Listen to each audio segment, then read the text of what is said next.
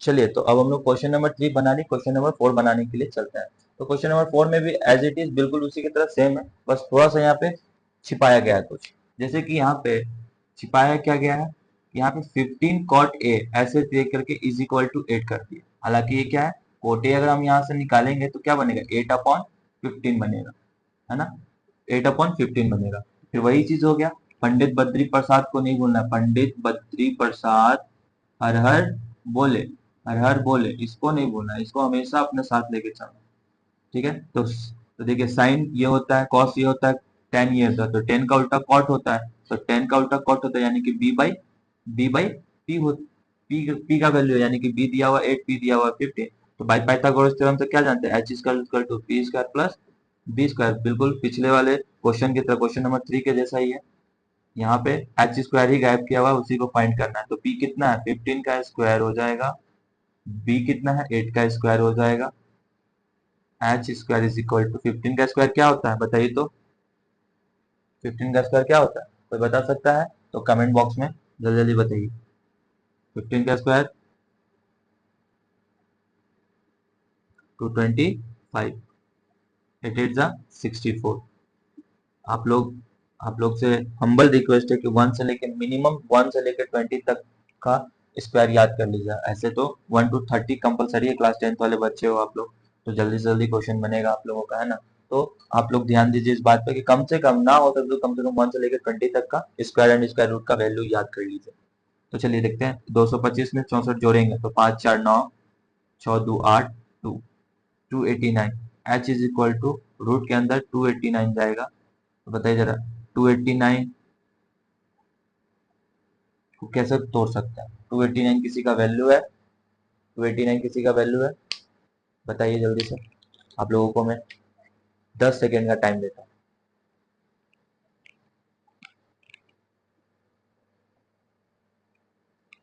चलिए 10 सेकेंड आप लोगों का खत्म हुआ, है ना। तो चलिए अब आप लोग बताइए कितने का स्क्वायर, ये 17 का स्क्वायर होता है ना। 17 इंटू 17 करेंगे तो 289 होगा।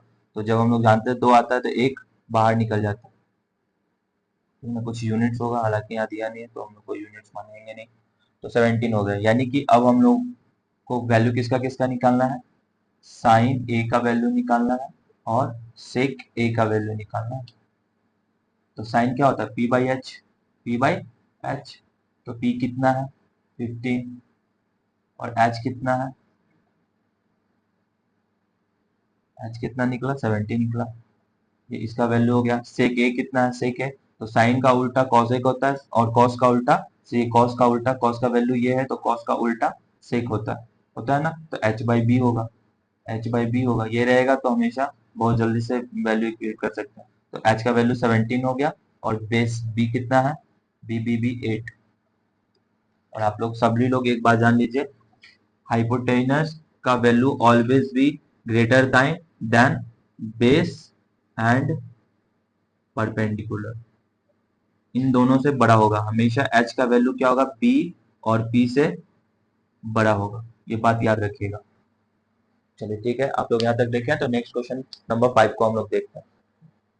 क्वेश्चन नंबर 5, 8.1 का क्वेश्चन नंबर 5 हम लोग बनाने के लिए जा रहे हैं। तो ये भी ज्यादा टफ नहीं, आसान क्वेश्चन है। जैसे कि हम लोग देख सकते हैं कि सेक थीटा 13/12 दिया है, तो बस वही वाला फॉर्मूला यहाँ पे पुट करना है और पाइथागोरस थ्योरम से निकाल के टोटल का टोटल ऑल ट्रिग्नोमेट्रिक रेशियोज निकाल लेना है ना। तो चलिए देखते हैं कैसे बनाना है कि sec theta is equal to 13/12। तो हम लोग जानते हैं साइन का वैल्यू, कॉस का वैल्यू, टेन का वैल्यू, और सेक किसका उल्टा होता है, कॉस का उल्टा होता है, यानी कि सेक कॉस होता है बी बाई एच, इसी का उल्टा होता है सेक, तो एच बाई बी होगा। तो यहाँ से निकाल लीजिए, H square equal to P square plus B square. तो एच स्क्वायर कितना है, यानी 13 का स्क्वायर करना है हम लोगों को, और बी कितना है ही नहीं, इसी को फाइंड करना है, और बी कितना दिया हुआ है 12 दिया हुआ है, तो इसका स्क्वायर करना है। तो ये 169 होता है स्क्वायर प्लस 144 हो जाता है इसका स्क्वायर, उसमें से माइनस करेंगे 144 को, पी इधर चला जाएगा, उधर था प्लस में तो इधर आया माइनस में हो गया। तो 169 में से 140, तो 9 में से 4 गया 5, 6 में से 4 गया 2 और 1 में से 1 गया 0, यानी कि P is equal to root 125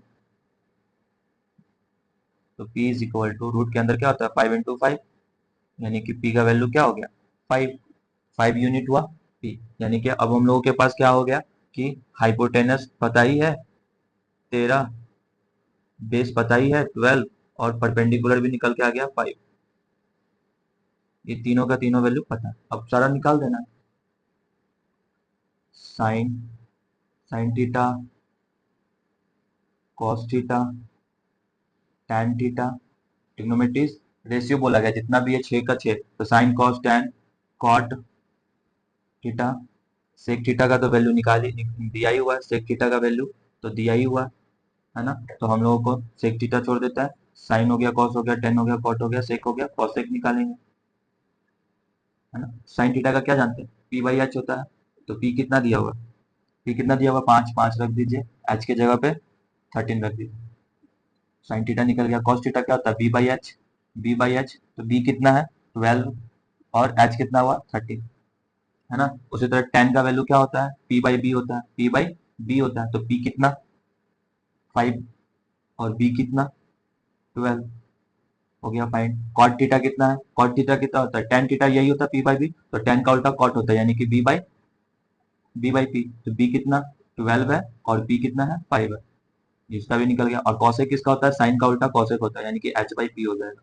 इसका उल्टा होगा एच ऊपर चला जाएगा, पी होगा तो कॉसेक का वैल्यू हो गया। तो एच कितना निकला हुआ है हम लोगों का, एच कितना है 13 है और पी कितना है 5 है। तो ये देखिए ऑल ट्रिग्नोमेट्रिक रेशियोज का जितना भी बोला गया है वो सारा का सारा वैल्यूज हम लोग फाइंड कर लिए, है ना। तो क्वेश्चन नंबर 5 यहाँ पे खत्म होता है, क्वेश्चन नंबर 6 की और अब हम लोग बनाएंगे क्वेश्चन नंबर 6।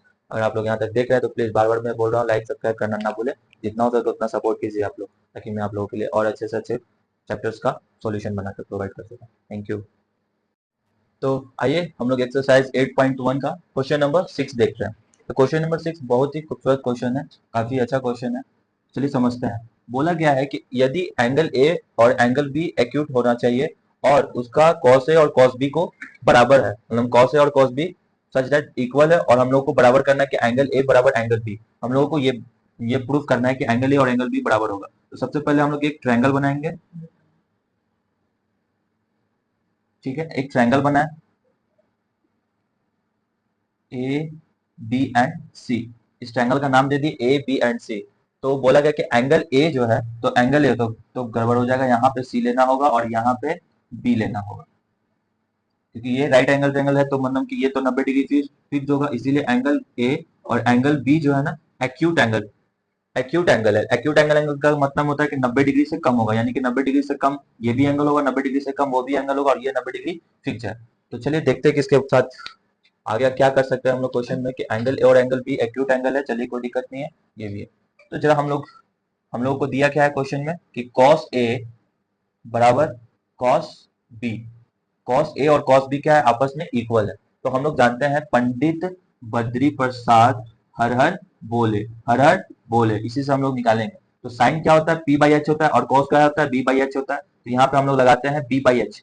अगर हम लोग साइन कॉस का वैल्यू अगर ये वाला लेते हैं, ये वाला एंगल लेंगे, तो ये इसके जस्ट सामने वाला क्या बनेगा परपेंडिकुलर बनेगा, और ये जो है ये बेस बनेगा, इतना हम लोगों को पता है। तो हम लोग को ये बात पता है, तो cos a लेंगे, यानी कि ये वाला एंगल लेंगे, तो ये मेरा परपेंडिकुलर बनेगा, यानी कि साइन का वैल्यू ये cos का वैल्यू ये, यानी कि b बाई एच, b क्या हो गया, b क्या हो गया ac, b हो गया ना बेस, ac होगा, और क्या बोला गया h, तो ये ab हो जाएगा, ab is equal to cos b। अब हम लोगों को ये हटाना होगा, इरेज करना होगा, इरेज करना होगा।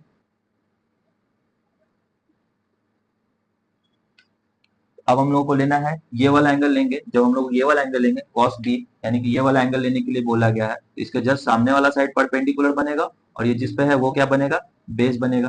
बोलिए हाँ कि ना। जब ये बेस बनेगा तो अब बताइए cos का क्या होता है बी बाई एच, तो बी बाई एच इस कंडीशन में बी कौन बना बीसी बना, बीसी बना, और एच है तो एच कौन सा बना ए बी बना, ए बी बना।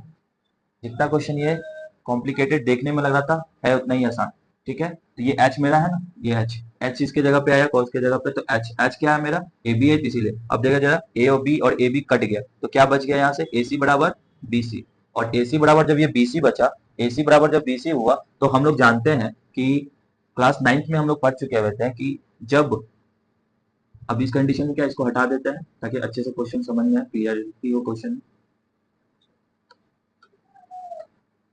जब बताइए, तो मेरा ए सी क्या हुआ, ये वाला साइड, और बी सी क्या हुआ, ये वाला साइड, दोनों आपस में बराबर हो गया। तो हम लोग क्लास 9th में पढ़े हुए हैं कि जब दो साइड बराबर होता है तो उसके अपोजिट एंगल्स भी क्या होते हैं, बराबर होते हैं। उसके अपोजिट एंगल्स भी क्या होते हैं, बराबर होते हैं। आप लोग को पता है कि नहीं, कि जब हम लोगों का दो साइड बराबर होता है तो उसके अपोजिट एंगल्स भी बराबर होते हैं। तो यहाँ से हम लोग लिख सकते हैं कि एंगल ए बराबर एंगल बी। बोलिए हाँ कि ना, यानी कि angles opposite to equal sides, ये रीजन है। तो यहाँ से देखिए हम लोग को यही प्रूव करना था, यही प्रूव करना था कि एंगल ए बराबर एंगल बी होता है, तो हो गया प्रूफ। चलिए अब हम लोग क्वेश्चन नंबर 6 बना ही लिए हैं, क्वेश्चन नंबर 7 बनाना कैसे बनेगा वो देखते हैं।